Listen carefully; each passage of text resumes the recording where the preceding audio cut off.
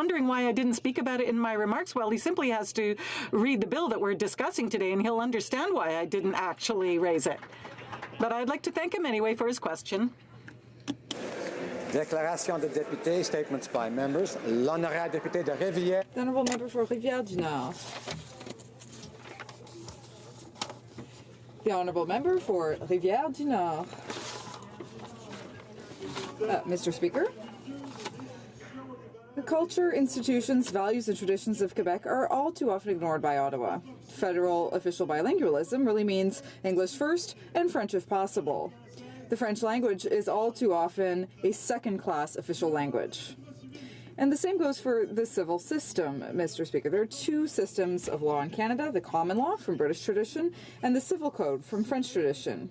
Between now and Christmas, the Prime Minister will have to appoint a new Supreme Court justice. For the last 18 years, a justice trained in common law has been at the head of the Supreme Court. It's time we restored the civil code to the head of the highest court in the land with its traditions and its perspectives. There are two civil law systems, just as there are two official languages. We're due for a change, which is what we need if we want to maintain a balance. That's why we are insisting that the Prime Minister appoint a Francophone judge from Quebec trained in the civil code tradition. Thank you, Mr. Speaker. The honourable member for Vancouver Centre. Mr. Speaker, I rise today to talk about a great Canadian success story.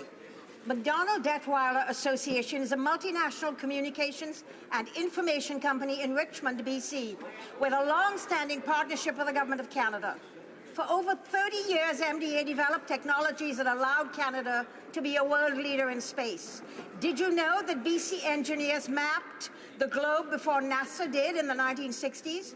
Did you know that the Canadarm was developed at MDA? Did you know that MDA provided the initial platform for Google Maps through RadarSat 1 and 2 and the world's leading supplier of radar Earth imagery? Today, thanks to the Cassiopeia project, MDA offers world-class data dissemination and collection. And recently, MDA acquired the US company DigiGlobe, a leading optical satellite imagery provider.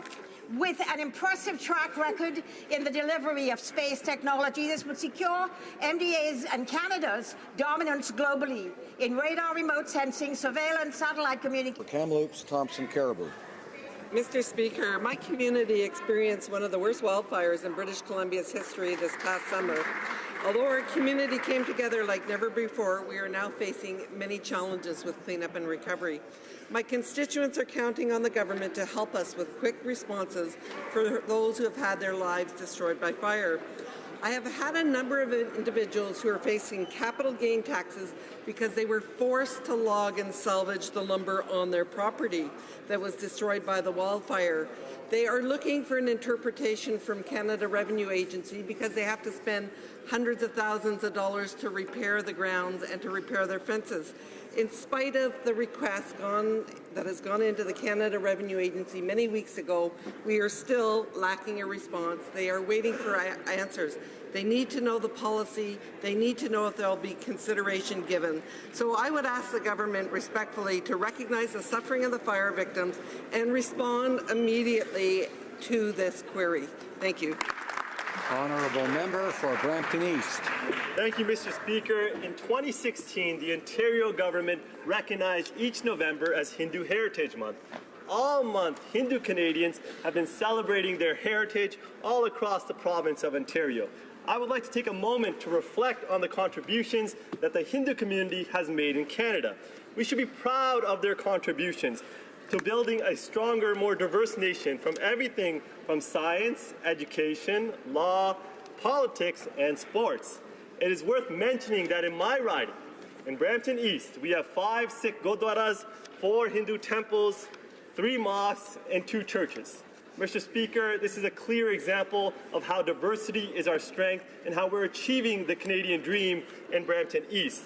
I want to acknowledge the Hindu community's rich heritage, and I hope you can join me in celebrating the multicultural fabric that makes our country the greatest country in the world. Happy Hindu Heritage Month. The honourable member for Nanaimo Ladysmith. Today and tomorrow, Parliament votes in a historic secret ballot vote to unblock my abandoned vessel legislation. A yes vote would mean yes to over 50 coastal communities from Tofino to Fogo Island who endorsed my bill, C-352. Yes to the 23,000 letters my supporters sent Liberal MPs this week. Yes to standing with Union of BC municipalities, Ladysmith, Victoria, Oak Bay, Seminas First Nation, many, many more local governments who built this legislation with their solutions. Yes to filling all the gaps in the Transport Minister's new bill, like dealing with the backlog of abandoned vessels. Yes to cooperation across party lines to solving long-standing oil spill problems, something all Canadians want to see. And yes to restoring the one chance I get as a Member of Parliament to bring legislation to this House. Please answer this united call for action, vote yes, and allow coastal community voices to be heard. Here, here. The Honourable Member for Cumberland Colchester. Thank you, Mr. Speaker. About a decade ago, Mr. Dick Bristol, a small businessman in Amherst, Nova Scotia, launched Dick's Jamboree. The Jamboree's been a weekly event in Amherst featuring artists from all over the area. It's been more than entertainment. It's been truly a social event where people meet and enjoy each other and local talent. Dick and Carol have arranged special jamborees for people with disabilities and brought out some incredible talent that nobody knew was there. Dick's Jamboree never charged admission, but did accept donations. Every single cent was donated to good causes. For many artists, it was their first chance and maybe only chance to perform in front of a live audience. And every year, the Jamboree had a Christmas party and ensured that everyone attended had a meal, a gift, and a great memory. Dick has now retired the Jamboree, but to Dick, his wife Carol, his sister Betty, on behalf of Rosie and I and all the Cumberland County area, our sincere thanks for your years of incredible generosity and very hard work. Thank you, Dick and Carol. Here to Jamboree. The Honourable Member for Calgary-Shepherd. Mr. Speaker, I rise to recognize the contribution of Calgarians in my riding who are bringing the community together during this festive season. You'll have floats, parade bands, and Santa Claus to delight the crowds, as well as hot chocolate and coffee for warm, frosty hands. During the outdoor fun and the indoor Christmas markets, there is something for everyone. Among the many others are the Milliken Ogden Christmas Craft Fair, the Mackenzie Lake Children's Christmas Carnival, the Auburn Bay Parade of Lights, the Auburn Bay Christmas Party, the Cranston North Pole Express and Food Drive, the Cranston Festival of Lights, the Mackenzie Town Kids Christmas Party, the New Brighton Brighton Up Your Home Contest, the New Brighton Christmas in the Clubhouse, and finally, the Copperfield Festival with Santa. Christmas is a time to give. We stand shoulder to shoulder in times of hardship, but also in times of celebration. I extend my thanks to all the volunteers and organizers. It's not quite a Macy's parade in New York City, but we're getting very close. In gratitude, I wish all of my constituents a Merry Christmas and a darn good show. The Honourable Member for Mississauga, Erin Mills. Mr. Speaker, I stand here today truly humbled and grateful. 2 years have passed since the people of Mississauga, Erin Mills placed their trust in me to represent them in this place. In these 2 years, under the leadership of our Prime Minister and our Liberal government, my team and I have served over 1,800 constituents with their issues, knocked on over 5,000 doors to hear directly from Canadians, created 800 new jobs, brought in over $5.8 million in new federal investments, met with hundreds of constituents and stakeholders, and stayed connected with residents through thousands of emails and attending over 500 community events.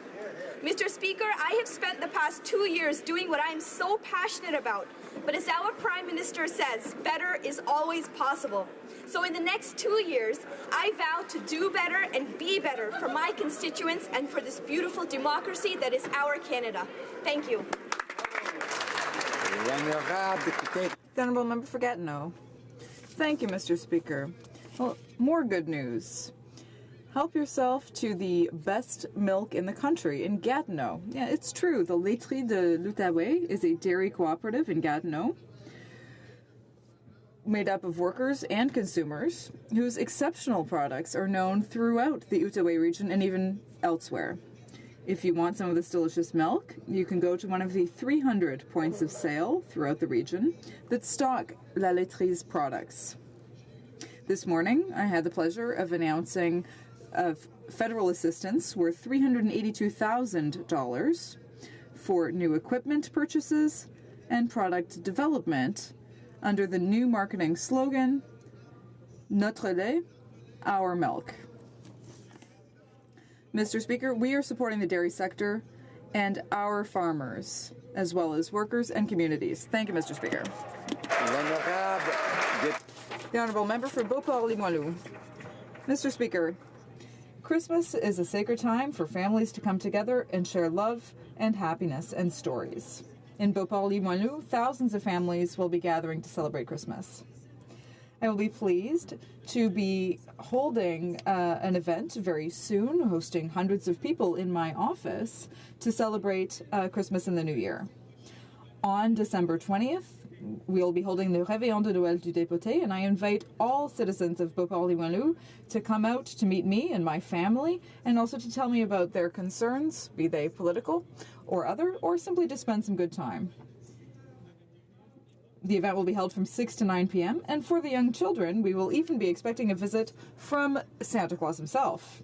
Mr. Speaker, I'd like to wish Merry Christmas and a Happy New Year to all Canadians across the country, as well as my constituents. Thank you. The Honourable Member for Glengarry Prescott Russell. Speaker, today the Agricultural Institute of Canada is meeting with members of Parliament from all over Canada. The AIC is Canada's voice for agricultural research and innovation, and a world leader in conservation of Canada's land through science. For 97 years, first as the Canadian Society of Technical Agriculturists, later named the Agricultural Institute of Canada, this great Canadian institution has served farmers by providing credible information for the Canadian agriculture and agri-food sector.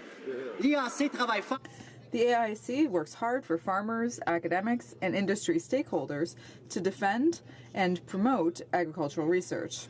The AIC offers a range of programs having to do with farm credits, gender equality, environmental sustainability, professionalism, and ethics. I encourage all members to attend the AIC reception later today in room 238S from 5 to 7 p.m., either before or after you attend the reception at Square Drill Hall. Merci. Thank you. Honourable Member for Vaughan Woodbridge. Mr. Speaker, 28 years ago, Giovanni Tibera lost his battle with depression, and after his death, his daughter Enza pledged to learn more about mental health, hoping to prevent such heartbreak for other families. Enza and Benny Karinji co-founded Hats On for Awareness. Cet organisme lutte contre le stigmatisme. This organization fights the stigma of mental illness by raising awareness and by helping those facing mental illness and addiction issues. To this date, this exemplary organization in my riding of Vaughan Woodbridge has raised more than $625,000 through its annual Hatscarade Gala. Cette année, this year, we'll be celebrating its 9th anniversary. Mr. Speaker, I invite you to join me in congratulating the members and devoted volunteers of Hats On for Awareness. Add on to raise awareness about how we can better address the mental health issues that affect us all, our loved ones, our workplaces, and our communities. Merci, Monsieur le Président. Thank you, Mr. Speaker. Honourable Member for Elgin, Middlesex, London. Mr. Speaker, Saturday, November 25th, kicked off the 16 days of activism against gender-based violence. That is why today I would like to stand and pay tribute to the London Abused Women's Centre for all the work they do in the community of London and surrounding area. The London Abused Women's Centre provides assistance for women and children over the age of 12 who have been exploited through prostitution and sex trafficking, abused by their partners, and or exposed to sexual harassment. It's not just about the centre, but truly the people who work there.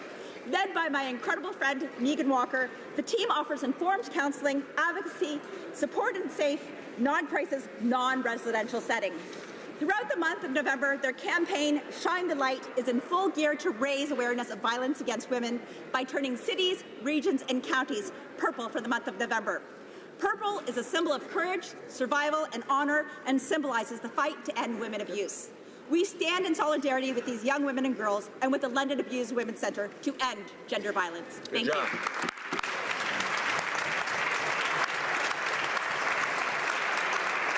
Honourable Member for Scarborough-Guildwood.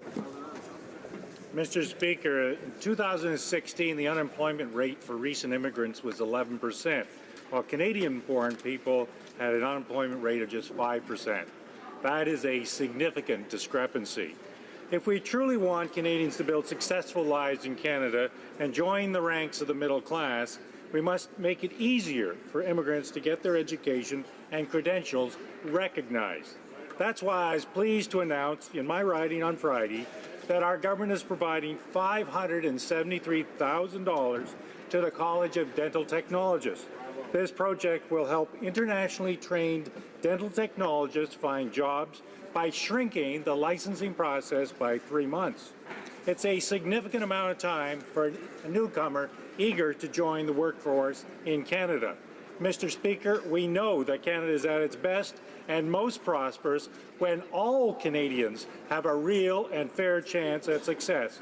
I'm proud that our government is supporting newcomers by ensuring... Honourable Member for Courtenay Alberni. Mr. Speaker, education is the leading determinant of health and wellness, and it's also the key to breaking the cycle of poverty. Child poverty is something that affects every riding in this country, and in my riding we have levels that double the national average. The Canada Learning Bond program helps to lift children out of poverty and give them a chance at a better life. We're inspired by the leadership of Vancouver Island University President Dr. Ralph Nilsson and his team for their work in registering children of low-income families in this important program. But we still have more work to do. I'm calling on community groups and volunteers to follow the lead of VIU, as only a fraction of eligible children have been registered for this incredible program. I urge the government to increase its funding for these local initiatives and make it easier to register children into this program so that we can create a path to health and prosperity for low-income families. One child living in poverty, Mr. Speaker, is one child too many. Yeah. Honourable Member for St. Albert, Edmonton. Mr. Speaker, last year the conviction of Travis Vader on 2 counts of second-degree murder was vacated after the trial judge applied a section of the criminal code that had been found to be unconstitutional all the way back in 1990. And yet, there was the section in the criminal code 26 years later. After waiting 6 years for justice, the McCann family was obviously devastated by the vacated convictions. In March, the Minister of Justice introduced Bill C-39 to see the removal of constitutionally inoperative sections from the criminal code. Yet 8 months later, the minister has done absolutely nothing to move Bill C-39 forward and absolutely nothing to see that what happened to the McCann family never happens again. It's time for the minister to stop the delay and pass Bill C-39.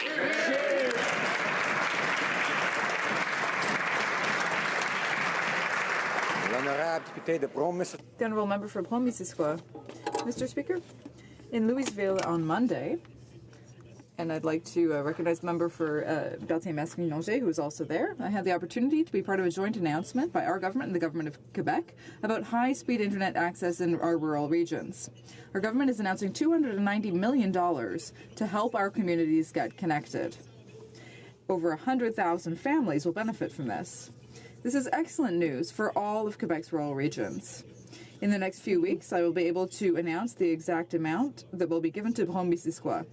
Thank you to Robert Desmarais, the Director General, and all of the mayors of Brome-Missisquoi for their involvement in this file.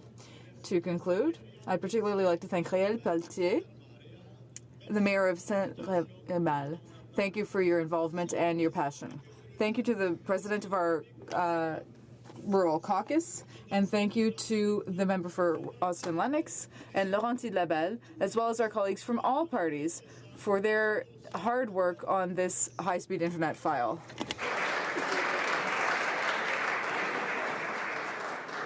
Questions orales, oral questions. The Honourable Leader of the Opposition.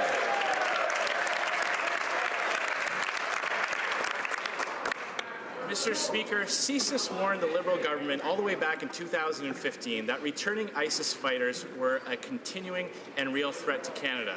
They warned that Canadian citizens were recruited by ISIS, quote, not because they needed more foot soldiers, but because they want to teach the Westerners to take the struggle into every neighborhood and subway back home.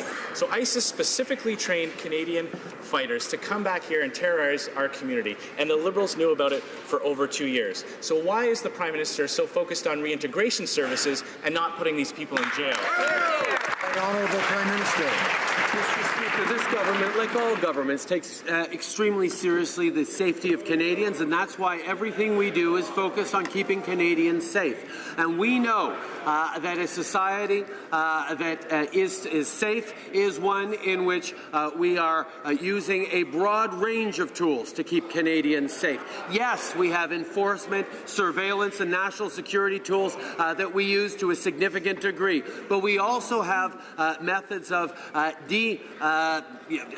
de-emphasizing or de-programming people who want to harm our society, and that's the things we have to move. The Honourable Leader of the Opposition. Order. Mr. Speaker, it's this Prime Minister that's de-emphasizing Canadian security, and Canadians are tired of it. Conservatives who amended the criminal code to make it an offence to leave Canada to fight for ISIS. It was Conservatives who are focused on giving our law enforcement new tools to prosecute ISIS fighters. This Prime Minister is using a broad spectrum that includes poetry and podcasts and all kinds of counselling and group hug sessions, Mr. Speaker. When will the Prime Minister take the security of Canadians seriously and look for ways to put these ISIS fighters in jail? Right, Honourable Prime Minister. Mr. Speaker, the Conservative Party learnt nothing from the last election and the lessons Canadians taught them. They ran an election on snitch lines against Muslims. They ran an election on Islamophobia and division. And still, they play the same games trying to scare Canadians. The fact is, we always focus on the security of Canadians, and we always will. And they play politics of fear, and Canadians reject that.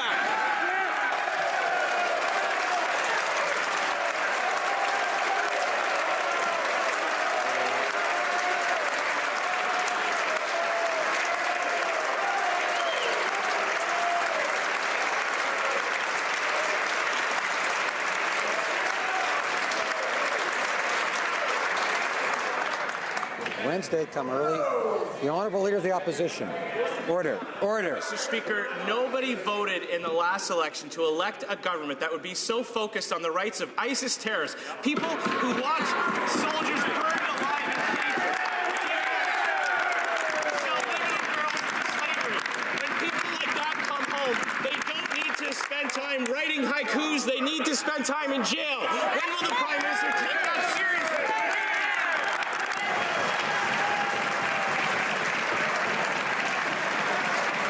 Right, Honourable Prime Minister. Order. Mr. Speaker. Order. The Honourable Member for St. Albert, Edmonton, and others on his side will come to order. Order. When it comes to the same level or anywhere near it, I'll say so. The Honourable Leader of the Opposition, the Prime Minister. Speaker, we can see that Stephen Harper's Conservative Party is alive and well. They are doubling down on the same approaches they had in the last election, the same approaches that Canadians rejected. I wish them luck. The Honourable Leader of the Opposition. Well, Mr. Speaker, given the cloud of ethical scandals that seem to grow worse every day, a simple question for the Prime Minister: does he still have confidence in his finance minister? Prime Minister. Mr. Speaker, the finance minister lowered taxes for the middle class and raised them on the wealthiest 1%. He delivered on a Canada Child benefit that is helping 9 out of 10 Canadian families and reducing child poverty by 40%. He strengthened the CPP for a generation with a historic agreement with provinces. He's lowered small business taxes to 9%. He continues to focus on the things that matter to Canadians, and he has our full confidence. The Honourable Leader of the Opposition. So, Mr. Speaker, fined by the Ethics Commissioner for hiding offshore corporations. Under investigation by the Ethics Commissioner for introducing pension legislation that benefited himself and his family, misleading Canadians as to whether or not he actually divested himself of the shares that he owns. And now questions being raised about the sale of $10 million worth of Morneau Chappelle shares just days before he introduced tax measures that would drastically affect the market. So one quick question for the Prime Minister: can we expect his finance minister to deliver the next budget? Right Honourable Prime Minister. Mr. Speaker, there's a lot of people in this House who are watching Question Period perhaps for the first time across the country. The fact is, it is an opportunity to talk about substantive issues of the time that affect Canadians in terms of policy. The members opposite choose to go with personal attacks. A handy way of evaluating whether those personal attacks are baseless or groundless is whether or not the members opposite are willing to repeat them outside of this House where there is no parliamentary privilege. But Mr. Harper, Mr. President, what we see is that this is Stephen Harper's party through and through. L'honorable député de Rimouski-Nejet-Témiscouata-les-Basques. The honourable member for Rimouski-Nejet-Témiscouata-les-Basques. The NDP has called on the Ethics Commissioner to launch another investigation on the Minister of Finance and the suspicious sale of shares in Morneau-Chapelle in 2015. If the Commissioner decides to open an investigation, this will be the fourth on the current government, including 2 on the Minister of Finance and 1 on the Prime Minister. In his mandate letter to the Minister of Finance, the Prime Minister demanded of him, and I quote, "The arrangement of your private affairs should bear the closest public scrutiny." When will the Prime Minister enforce the rules that he established himself? The Right Honourable Prime Minister. Mr. Speaker, I feel bad for members of the opposition because what they're doing, or in fact what we're doing, is delivering for the economy. We're delivering benefits for Canadian families. They're making a huge difference. We have a national housing strategy that was applauded across the country. We aren't giving them much room for criticism, and they must move on to personal attacks, which is unfortunate for our democracy, for our government, and for the country. The honourable member for Rimouski-Nejet-Témiscouata-les-Basques. Mr. Speaker, I find it odd that the minister is citing his mandate letter and calling it a personal attack. And if we listen to what he said when he was in opposition, he said back in 2013 that Canadians deserve to have leaders who tell them the truth. Leaders take up their responsibilities not only when things go well, but also when they don't. So why is the Prime Minister of 2017 not listening to the member for Papineau for 2013? And why is he not undertaking his responsibility to tell Canadians the truth? The Right Honourable the Prime Minister. Mr. Speaker, our government has shown a level of transparency and openness and accountability that was unknown in the past. We will continue to work with the Ethics Commissioner. We will continue to answer questions. We will continue to show that we are working hard every day to warrant the trust Canadians have placed in us. The man who's under investigation by the Ethics Commissioner. The definition of insider trading is, quote, the use of undisclosed material information for profit. Here are the facts. The Finance Minister told the National Post he sold $10 million in Morneau-Chapelle shares in December 2015. 6 days later, he introduced a tax change that would have lost someone selling $10 million in shares $500,000. And just minutes ago, the Finance Minister refused to tell reporters if it was he who, in fact, had sold those shares. Given all of this, how can the Prime Minister still have confidence in his Finance Minister? The Honourable Prime Minister. Mr. Speaker, I don't exactly blame the NDP for not remembering the 2015 election. It was a pretty bad one for them. But we were very clear throughout the entire campaign that we were going to lower taxes for the middle class and raise them on the wealthiest 1%, and that exactly is what we did. They have some theory about undisclosed that simply doesn't apply. We have anchored ourselves in telling people what we were going to do and doing it. And you know what, Mr. Speaker? It's working. We have the strongest growth in the G7 because of our Finance Minister, because of the plan.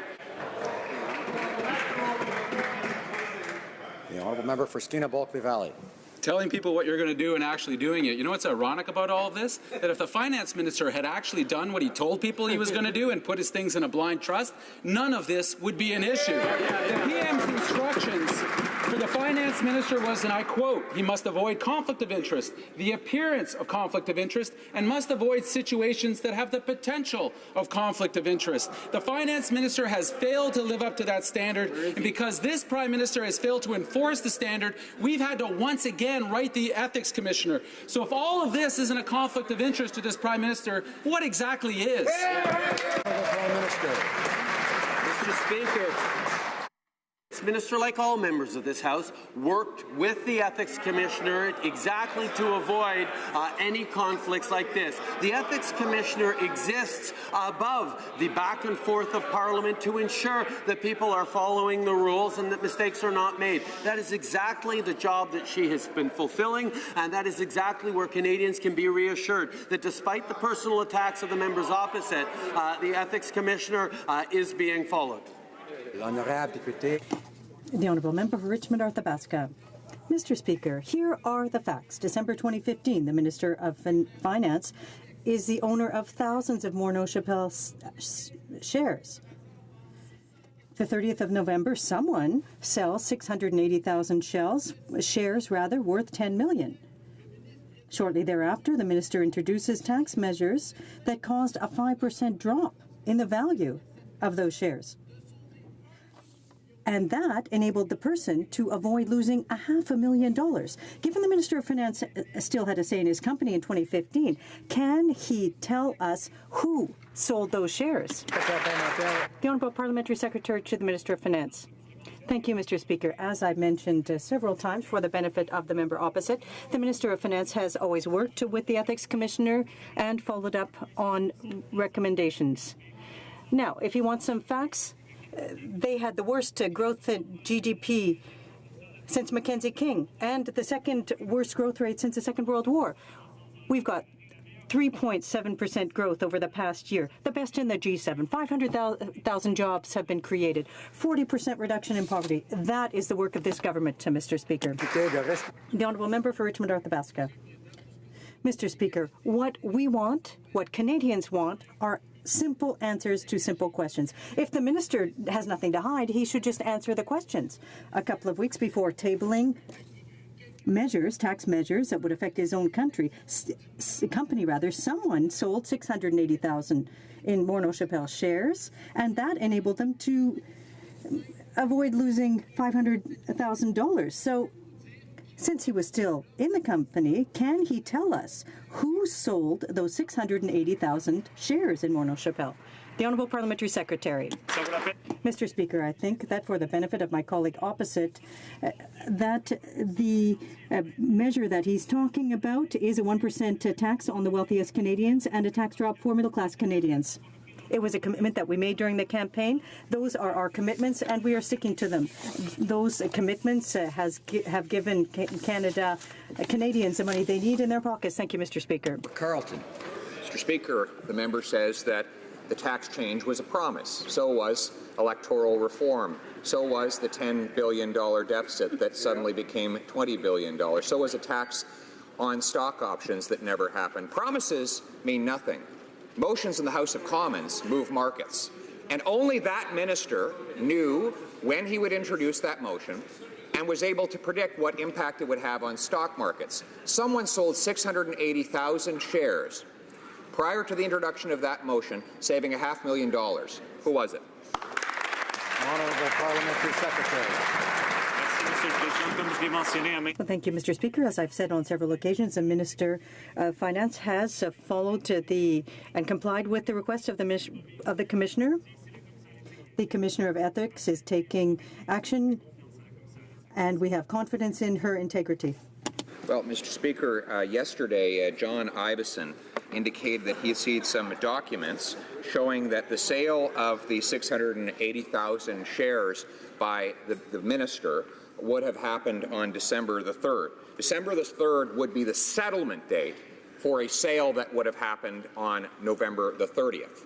We know that such a sale occurred by somebody, and that somebody avoided a 5% drop in Morneau Chappelle shares that happened after he introduced his motion. Can the minister confirm that he was the one that sold that block of stock?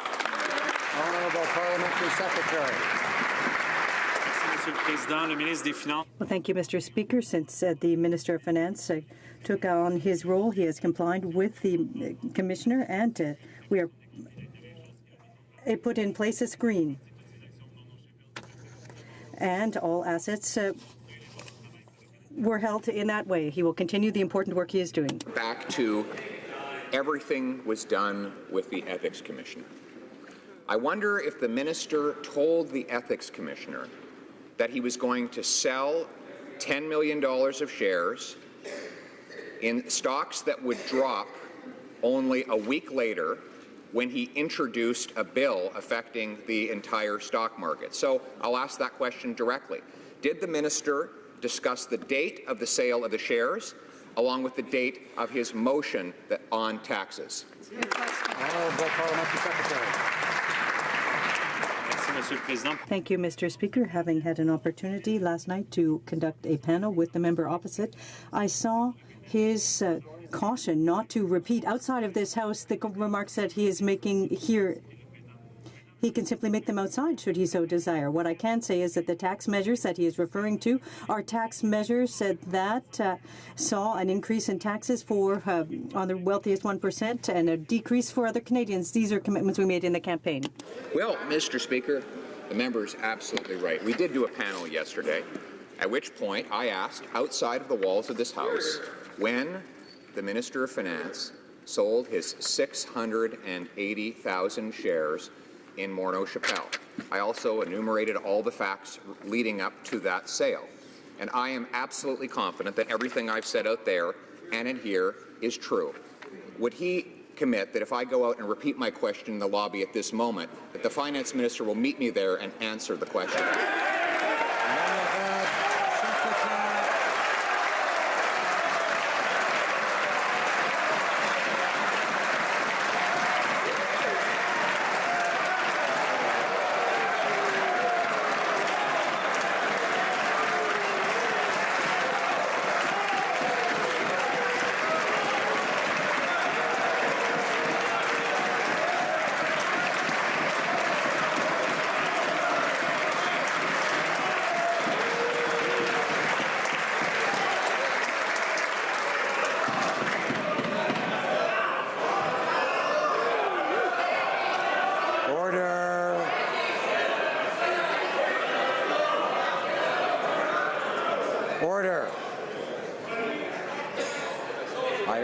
Members not to bang on their tables.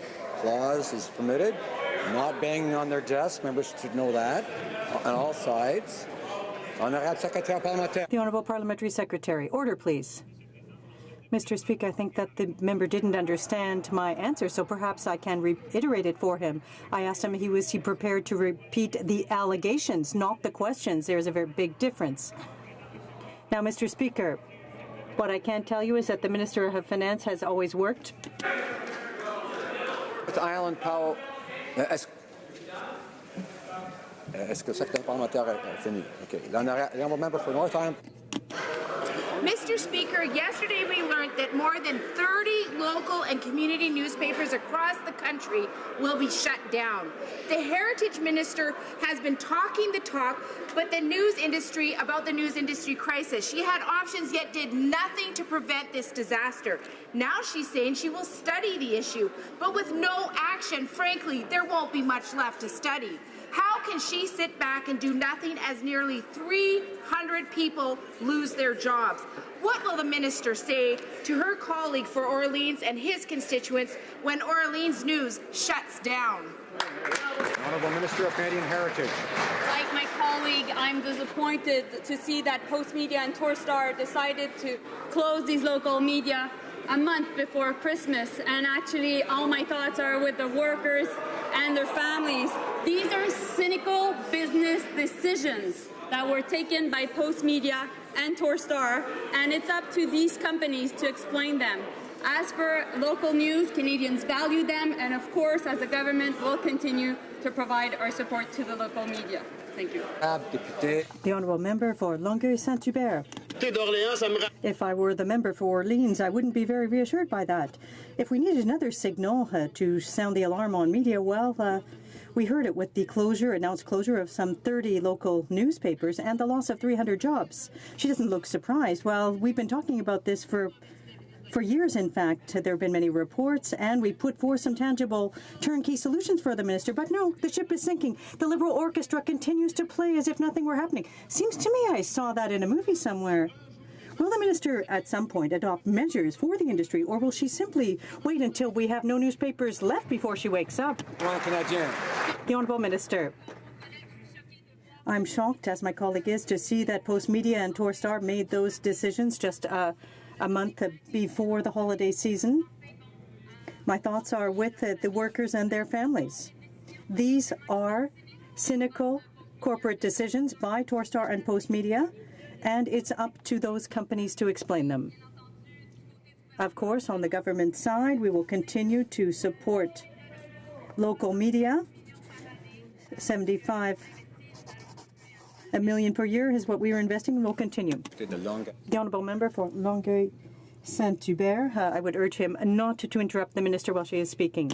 The Honourable Member for Louis Saint-Laurent. Well, thank you, Mr. Speaker. Mr. Speaker, earlier during question period, the Prime Minister said that his government was transparent, accountable, and worthy of confidence. Those are his exact words. So here's a good opportunity for the government to show that, because what we know is that on December 7th, the Minister brought forth tax measures that had a direct impact on the stock market.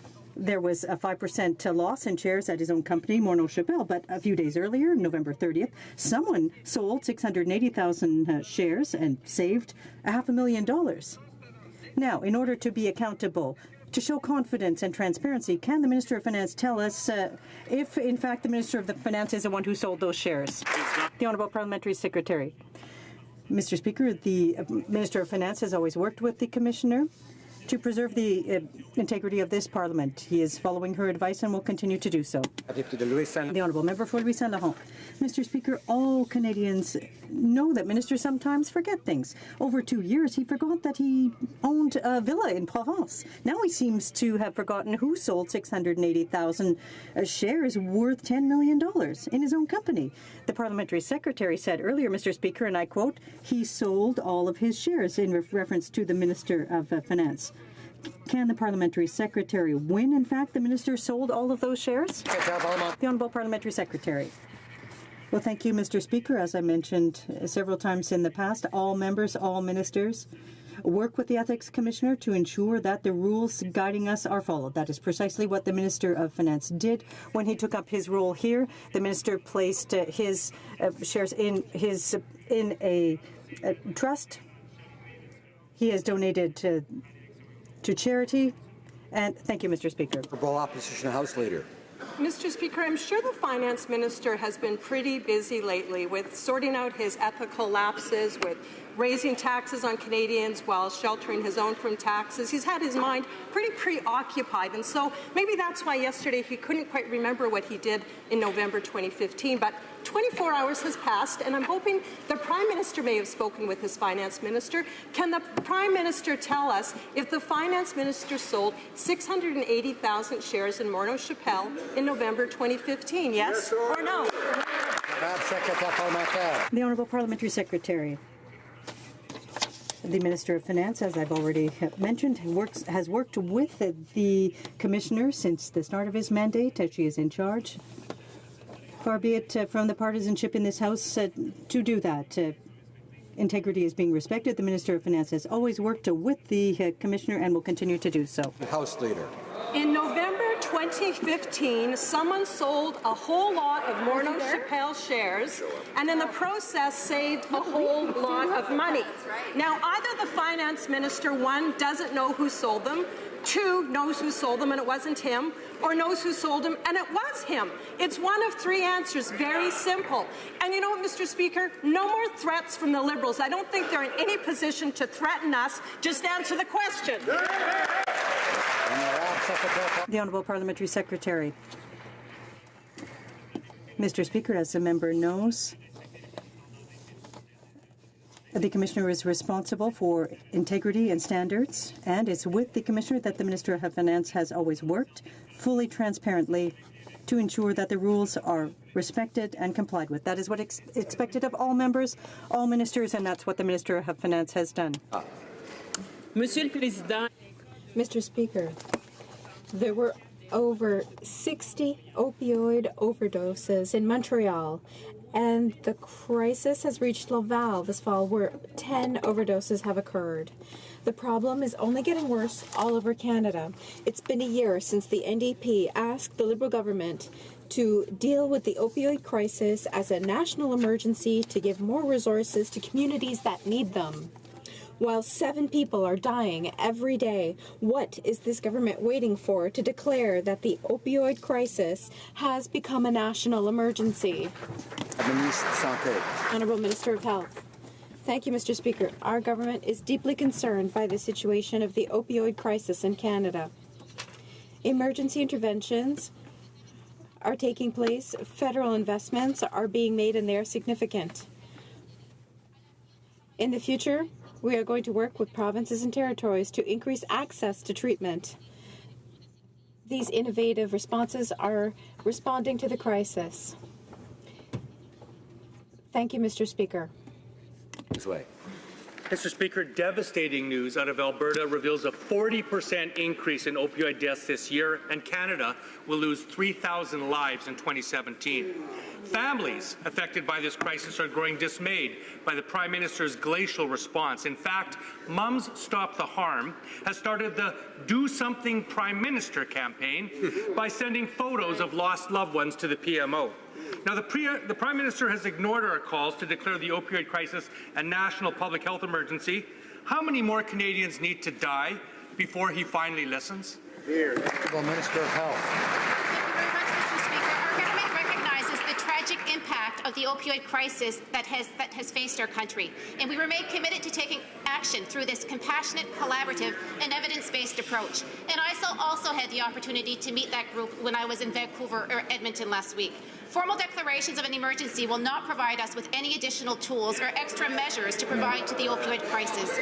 Our government will continue to work with all partners to address this crisis and the underlying cause of problematic substance use. Thank you. Member for Oakville North Burlington. Mr. Speaker, the Conservatives have tried to score political points with their so-called support for free speech at post-secondary institutions.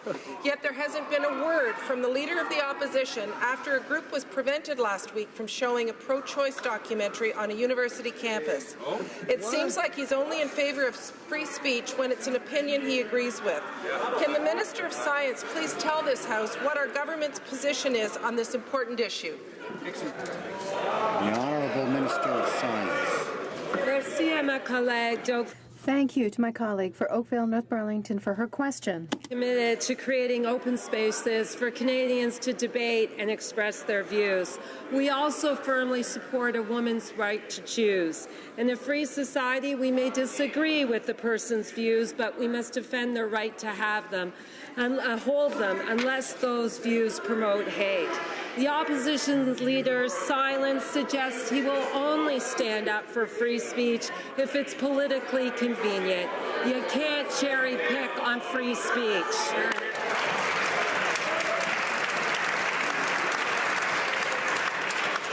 Members could all show a little respect for free speech by not interrupting when someone else has the floor. The Honourable Member, l'Honorable Député de Beauce. The Honourable Member for Beauce. Thank you, Mr. Speaker. Mr. Morneau's office confirmed to the National Post that someone sold over 680,000 shares. It is forbidden to mention the names of members. He may continue without doing so. The office of the minister told the National Post that someone sold 680,000 shares from Mona Chapelle in November of 2015. $15 a share, which allowed that person to save $500,000. My question is simple. Is that person the Minister of Finance? The Honourable Parliamentary Secretary. Mr. Speaker, the Minister of Finance has always worked with the Ethics Commissioner and mentioned that he has always worked in full transparency with her, revealing the full extent of his assets, and has respected the highest standards of integrity. He will always work with the Ethics Commissioner. Thank you. The Honourable Member for Beauce.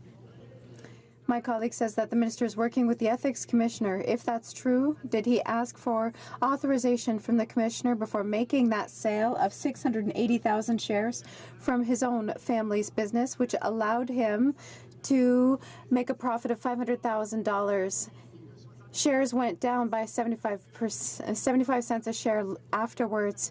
Did the minister inform the Ethics Commissioner of his intention to sell the shares of his company in November 2015, yes or no? The Honourable Parliamentary Secretary.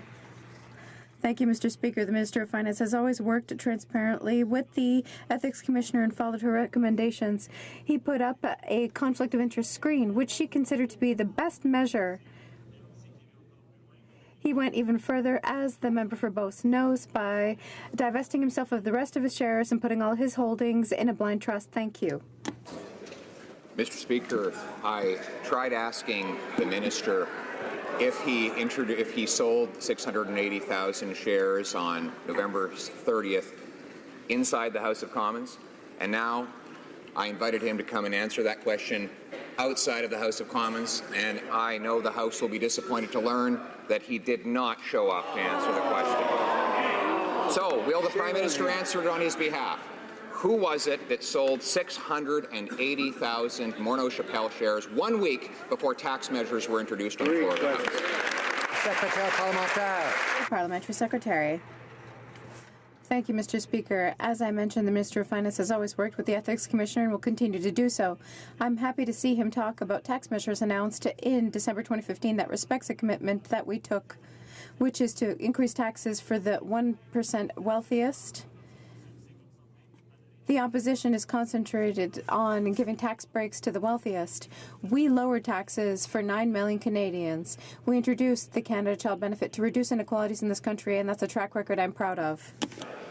Well, Mr. Speaker, somebody avoided paying the higher taxes that the finance minister imposed by selling those 680,000 shares before those measures took place. Someone sold those shares before the new tax measures were tabled in this House of Commons. Now, it was either the minister, and he doesn't think there was anything wrong with that, or it wasn't the minister. And he can just say that. Now, we've repeated everything that was said in the House outside the House. The Liberals have refused to answer questions in the House or outside. Will the Prime Minister answer the question? Who sold those shares in December? Honourable Parliamentary Secretary. Order.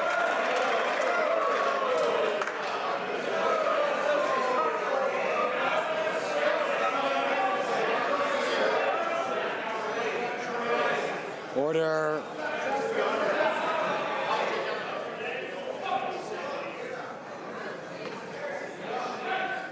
Order. That's enough. I'm sure we'll hear about some things later on. Order. The Honourable Parliamentary Secretary.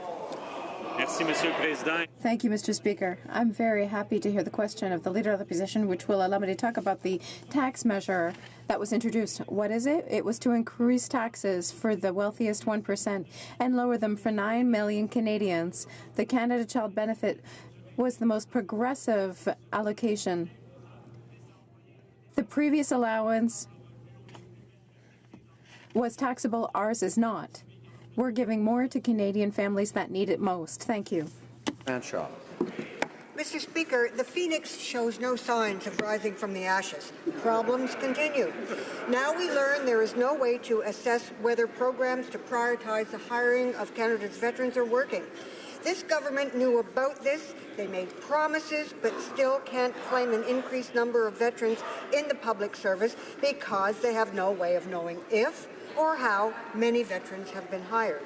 When will this government show veterans and public servants the respect they've earned and fix the Phoenix problem? Minister of Veterans Affairs. Mr. Speaker, I thank the honourable member for her question. There is no question that there are many who have suffered under the Phoenix system, and veterans are certainly one of those. We are doing our level best to identify those who have been affected, and we're asking some of them to come forward. It does make it difficult because we do need a head count on these individuals, but I can tell you that these officials are working diligently on the matter, and we ask those veterans who have not come forward and who have been affected by Phoenix, please do so, and we'll do our level best to help. Thank you. The Honourable Member for Jonquière. Mr. Speaker, in committee this morning, the Deputy Minister responsible for resolving the Phoenix fiasco said that IBM did not make a mistake when it created and implemented the pay system. On the contrary, the company just did what it was asked to do. In other words, the entire responsibility lies with the project manager, this government. If the government didn't know what it was doing when implementing Phoenix, how can we expect it to handle this disaster? It's time to work with the real experts, officials, and unions. Honourable Minister of Public Services. Mr. Speaker, please allow me to confirm that the resolution of this situation is my absolute priority. People deserve to be paid correctly and on time. The previous government launched this project and attempted a transformation of complex payroll systems. This project was doomed to failure and included many risks. Currently, we are implementing measures that the previous government did not take. Rocky Ridge. Well, Mr. Speaker, the government promised a client-focused CRA, and all we have so far are tax increases on type 1 diabetics, half-baked plans for taxes on retail employees, misinformation, and busy signals. Now there are reports that the CRA are auditing single moms and telling them to get expensive separation agreements, and then telling them, oh, sorry, that's not good enough, and withholding their child benefits. When will this minister stop attacking ordinary, honest Canadians who are just trying to comply and receive the credits and benefits to which they're entitled? The Honourable Minister of National Revenue. I am fully committed to making sure that Canadians get the benefits they are entitled to, especially the most vulnerable people. That is in my mandate letter. It's never the intention of the agency to cause problems for anyone. We are aware that some people cannot always be able to provide all the information in order to review a file. People who are dealing with such a situation should communicate with the agency to get assistance about their situation. For Central Okanagan, Similkameen Nicola. Well, Mr. Speaker, I'm assisting a single mom with 3 kids who has provided independent third-party letters and even a restraining order to prove to the Canada Revenue Agency that her ex-spouse no longer lives with her. Worse yet, CRA has said that until her ex cooperates with her, she will have her Canada child benefit withheld. Now, this government is being heartless, and I am hearing increasing numbers of cases of similar stories. When will this minister instruct her officials to quit making life more difficult for Canadian single moms? The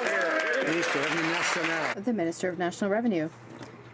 Mr. Speaker, as I mentioned, I am fully committed to making sure that Canadians get the benefits they are entitled to, especially those who are most vulnerable.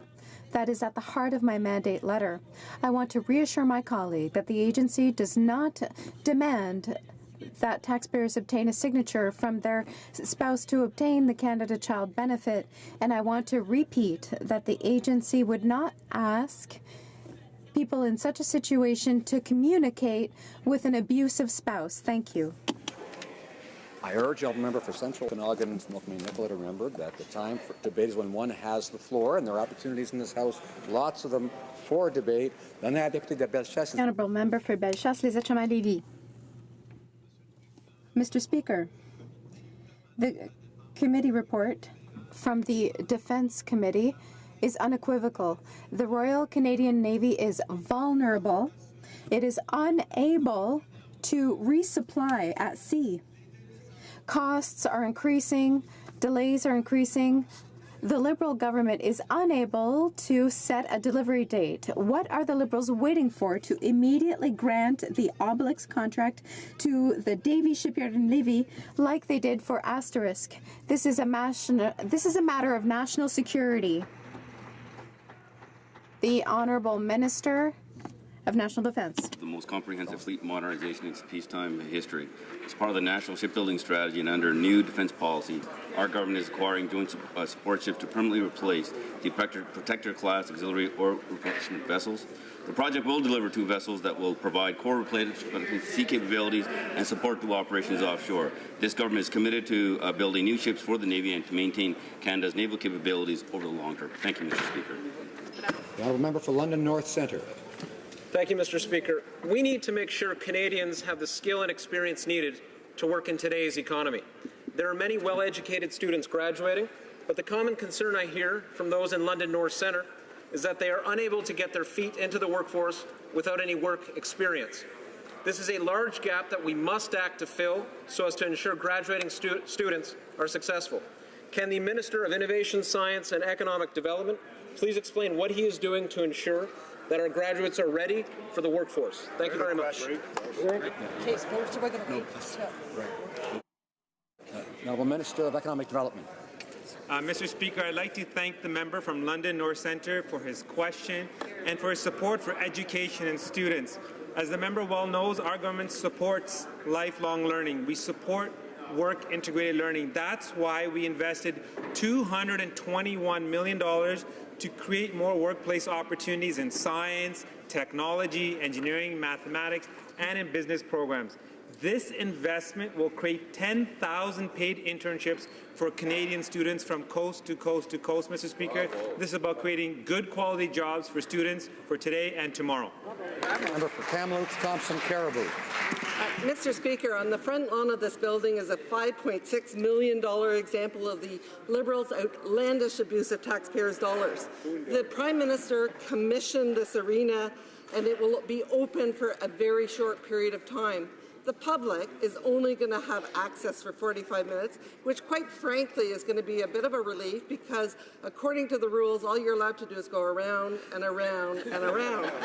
How can the Prime Minister justify this expense that will be on the backs of our grandchildren and children? The Minister of Canadian Heritage. Mr. Speaker, I was pleased to announce last week that the Canada 150 rink will be open through the 40th anniversary of Winterlude and until the end of February. This will be a great legacy project, Mr. Speaker, a first in front of Parliament Hill, and the rink will afterwards be given to a community in need. There will be hockey, ringuette, sledge hockey for children and adult men and women, and many other activities. Thousands of Canadians will enjoy the delights of this great rink. So I invite my colleague to really put on her skates. It will be a pleasure for me to go and skate with her. Thank you. Order, I remind colleagues we're not in a rink here. The Honourable Member for Trois-Rivières. Mr. Speaker, despite the Liberals' commitments, hundreds of victims of pyrrhotite have not been compensated yet. Victims of the grey area, who also include hundreds of people, can't even hope for compensation because of ambiguity in the federal standard on concrete aggregate. It disqualifies them. The entire community of Trois-Rivières has been asking for years for this standard to be revised. How can the government revise the building code and refuse to review the standard on the presence of pyrrhotite in concrete? The Honourable Minister of International Trade. I would like to thank my colleague for his question. In the first budget of the Trudeau government, we invested $30 million for victims, $10 million a year. Order. I remind the Minister that it is the Government of Canada. I don't think that he's talking about another time period. He may not name members here. The Honourable Minister. Thank you, Mr. Speaker, for giving me the opportunity to remind everyone that it's the Minister of Finance who invested $30 million in the federal budget to help compensate victims of pyrrhotite in Mauricie. When we talk to the victims, they know that the government has acted in their interest. Mr. Speaker, Surrey Newton has many small and medium-sized businesses who trade with India every day. BI Pure Water, a Surrey-based business that focuses on clean tech, was part of the trade mission that was led by the Minister of International Trade in India earlier this month. Businesses like this benefit greatly from trade missions where they meet with companies to build stronger relationships. I asked the Minister to update the House on his... The Honourable Minister. Mr. Speaker, I'd like to thank the member for Surrey Newton for the great work he is doing in his riding.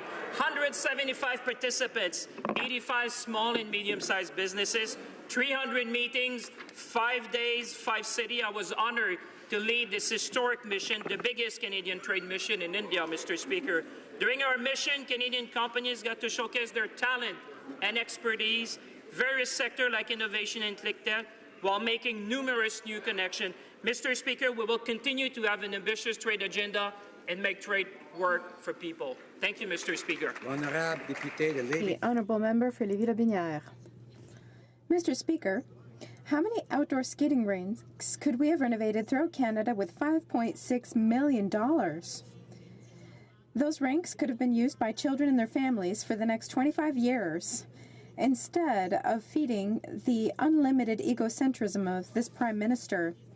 Why did the Prime Minister and the Minister of Canadian Heritage not consider putting all that money into many skating rinks instead of venturing onto thin ice with an outdoor rink that is temporary that cost $5.6 million in order to get nice pictures on December 31st? The Honourable Minister of Canadian Heritage. I announced that the 150th rink is going to be used until the end of February, and it will be part of Winterlude. This is a first to have a skating rink in front of Parliament. This skating rink will be given to a community that needs it. As my colleague mentioned, there will be hockey games, ranquette games, games for men and women, old and young. And I expect to see the member on the skating rink in front of Parliament. I hope that my colleague will join me and take advantage of the opportunity to really celebrate Canada's 150th. The Honourable Member for Pierre Boucher, Les Patriotes Verchères. Mr. Speaker, the government supported our motion that deplored the loss of 800 jobs at the Davie shipyard, but nothing more. Quebec's Minister of Labour said that someone is going to have to wake up and make sure that the shipyard gets what it is entitled to. 40 Liberal MPs from Quebec are asleep at the switch on the other side. It's all well and good to deplore the situation, but it looks like crocodile tears. 350 jobs more are going to be lost this week. Come on now. Are they going to do anything, or do they just not care? The Honourable Minister of Public Services. We recognize the excellent work done by the employees at Davie. Over the last few weeks, our government has been in contact with the management and union of Davie. We are currently discussing things with Davie. Since 2011, the shipyard building strategy has invested significantly, including millions of dollars in Quebec. L'honorable député de Terrebonne. Monsieur le Président, pendant que les autres chantiers... Honourable Member for Terrebonne. While other shipyards in Canada can't get ships out, Davie delivers.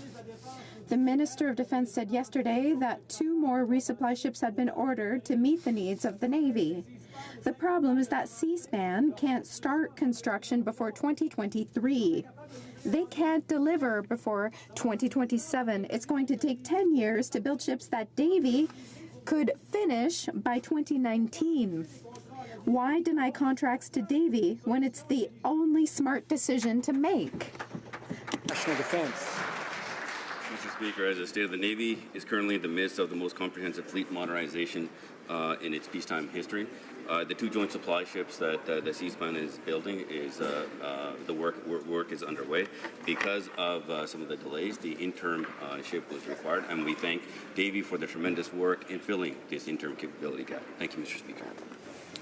I would like to draw to the attention of honourable members the presence in the gallery of the Honourable Al Hawkins, Minister of Advanced Education, Skills and Labour from the province of Newfoundland and Labrador.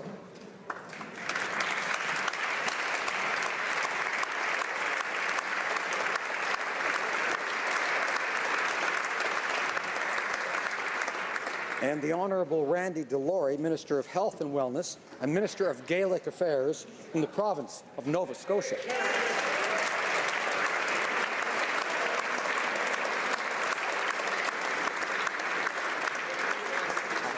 I would also like to draw to the attention of honourable members the presence in the South Gallery of the recipients of the 2017 Governor General's Literary Awards: Oana Avasiliki Oui, Serge Bouchard, Cherie Demeline, Véronique Drouin, Louise Dupré, Julie Flett, Jacques Goldstein,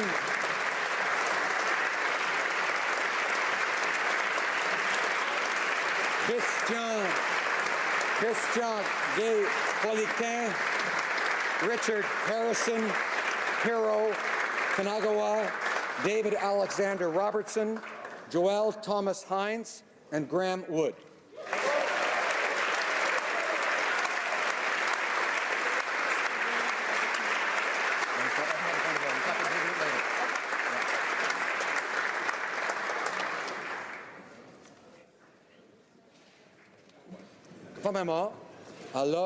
Pursuant to an order made on Monday, November 20th, 2017, I invite representatives of all party leaders in the House to proceed with statements. The Right Honourable Prime Minister.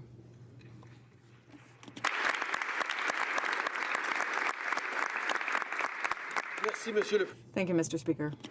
One of the greatest choices a person can make in their life is the choice to serve their fellow citizens. Maybe it's in government, in the military, or in a police force. In whatever capacity one serves, dedicating your life to making Canada, and indeed the world, a better place is a calling of the highest order.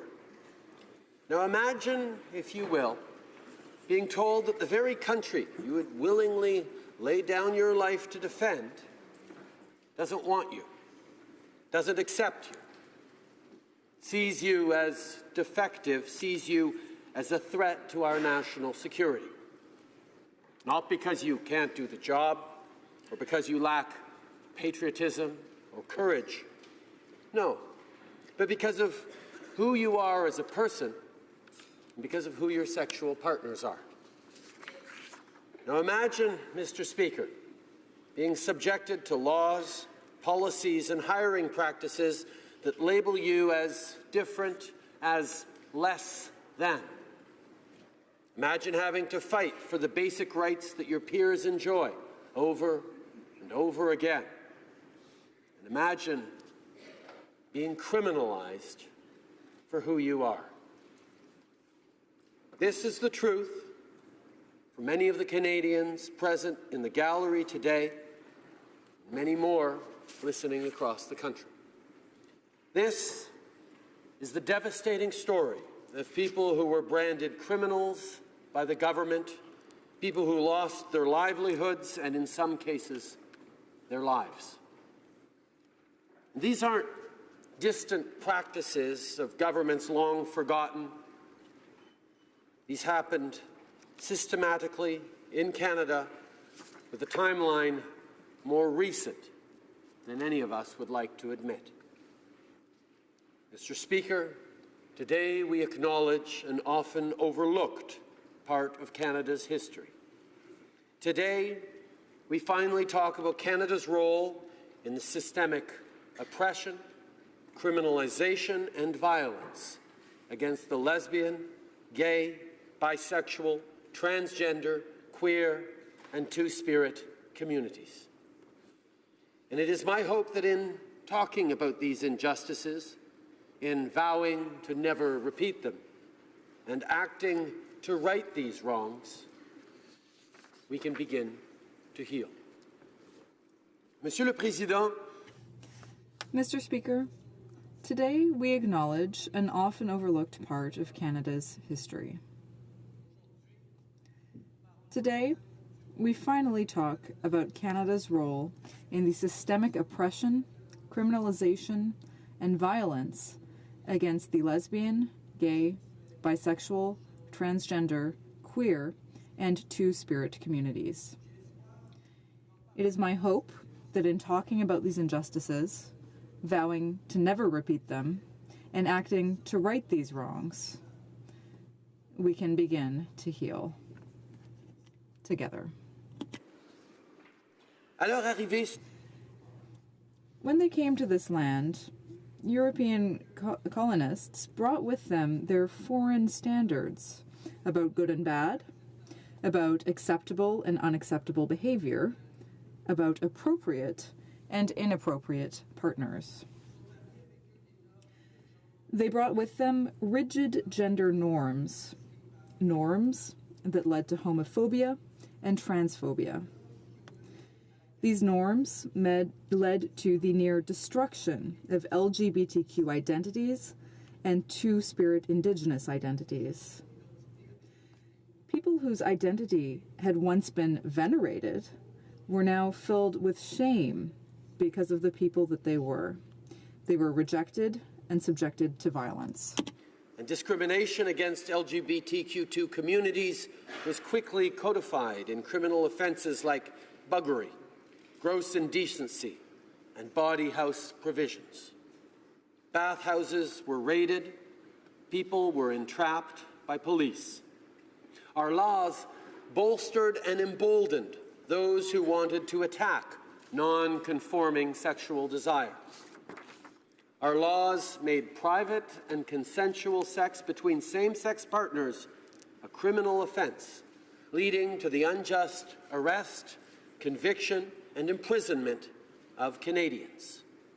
This criminalization would have lasting impacts for things like employment, volunteering, and travel.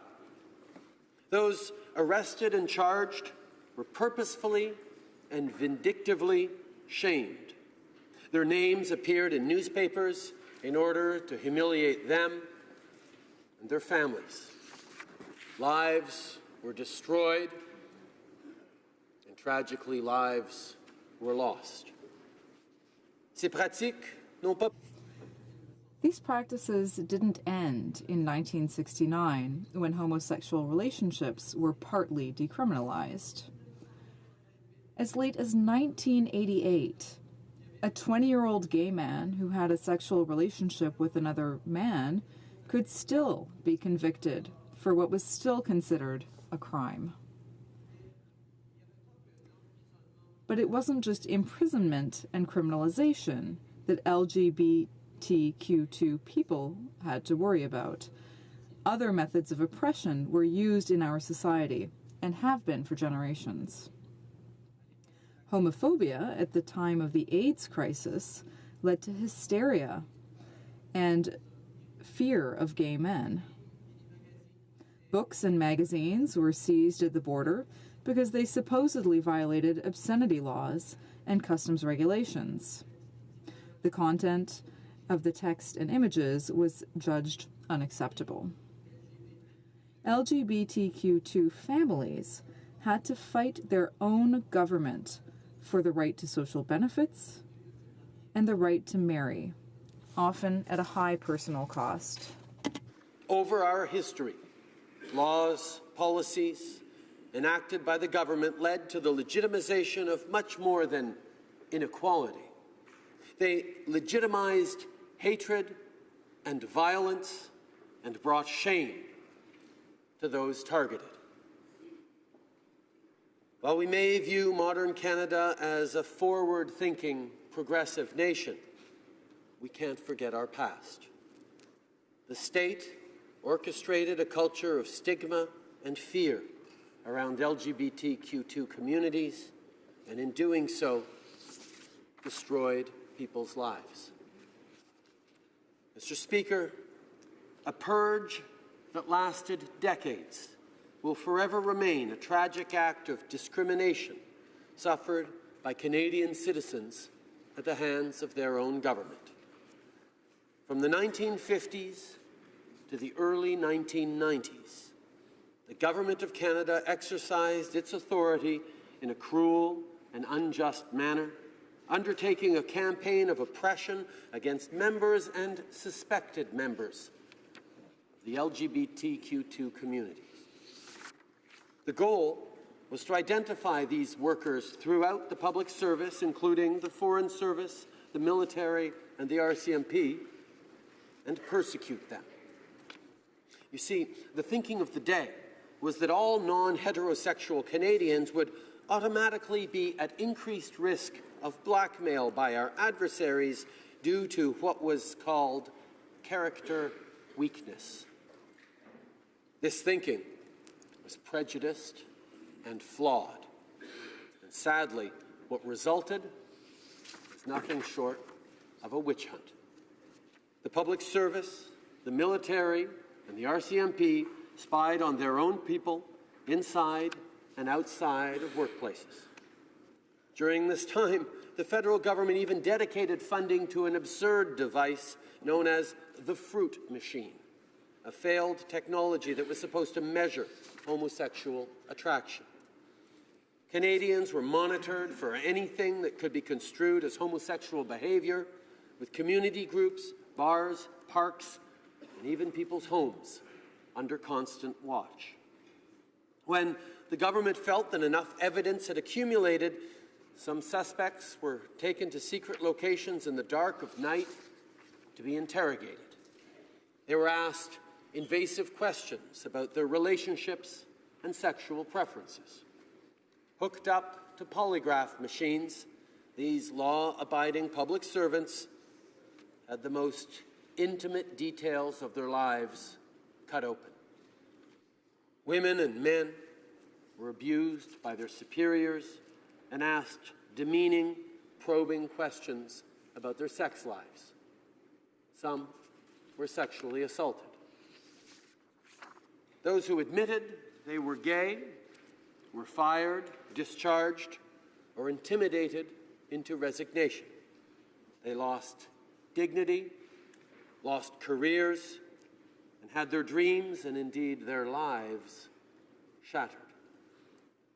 Nombreux ont été Many were submitted to blackmail in an attempt to get them to call out their peers. They were forced to betray their friends and their colleagues. Some promised to end their relationships if they could keep their jobs. Forced to live in the shadows, they lost their partners, their friends, and their dignity. Those who did not lose their jobs were often demoted, stripped of their security clearance, and not considered for the promotions that they deserved. Under the harsh glare of the spotlight, people were forced to make an impossible choice: their career or their identity. And the very thing Canadian officials feared, blackmail of LGBTQ2 employees, was happening. But it wasn't at the hand of our adversaries. It was at the hands of our own government. Mr. Speaker, the number one job of any government is to keep its citizens safe. And on this, we have failed LGBTQ2 communities and individuals time and time again. It is with shame and sorrow and deep regret for the things we have done that I stand here today and say we were wrong, we apologize, I am sorry, we are sorry.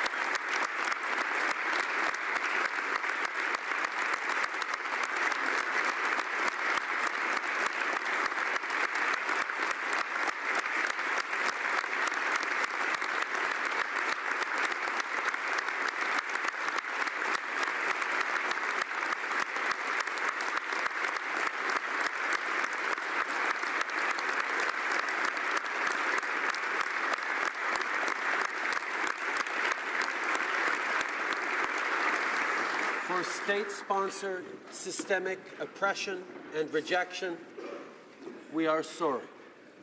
For suppressing Two-Spirit Indigenous values and beliefs, we are sorry.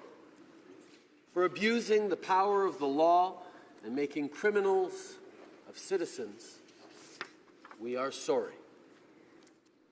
For the government's censure and for its repeated attempts to stop you from building your communities. For denying you your equality and forcing you to fight for that equality every day, often paying a high price to do so. For forcing you to live on the margins, for making you invisible, and for humiliating you.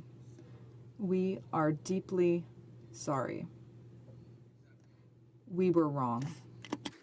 To all the LGBTQ2 people across this country who we have harmed in countless ways, we are sorry. To those who were left broken by a prejudiced system, and to those who took their own lives, we have failed you. For stripping you of your dignity, for robbing you of your potential, for treating you like you were dangerous, indecent, and flawed, we are sorry. To the victims of the purge who were surveilled, interrogated, and abused, who were forced to turn on their friends and colleagues, who lost wages, lost health, and lost loved ones, we betrayed you, and we are so sorry. To those who were fired, to those who resigned, to those who stayed at a great personal and professional cost, to those who wanted to serve but never got the chance because of who you are. You should have been permitted to serve your country, and you were stripped of that option. We are sorry. We were wrong. Indeed, all Canadians missed out on important contributions you could have, would have made to our society. You were not bad soldiers, sailors, airmen and women. You were not predators, and you were not criminals. You served your country with integrity and courage. You are professionals. You are patriots, and above all, you are innocent. And for all your suffering, you deserve justice. You deserve peace. It is our collective shame that you were so mistreated. And it is our collective shame that this apology took so long. Many who suffered are no longer alive to hear these words, and for that, we are truly sorry. To the partners, families, and friends of the people we harmed, for upending your lives and for causing you such irreparable pain and grief, we are sorry. En présentant ces excuses pour nos erreurs, as we apologize for these painful mistakes, we must also thank those who spoke out, to those who resisted when it was unfashionable and even dangerous to do so, to those from all across the country, from all backgrounds and political stripes. We admire your courage and we thank you. Also thank members of the We Demand an Apology Network, our LGBTQ2 Apology Advisory Council, and the Just Society Committee for Egal, as well as the individuals who have long advocated for this overdue apology.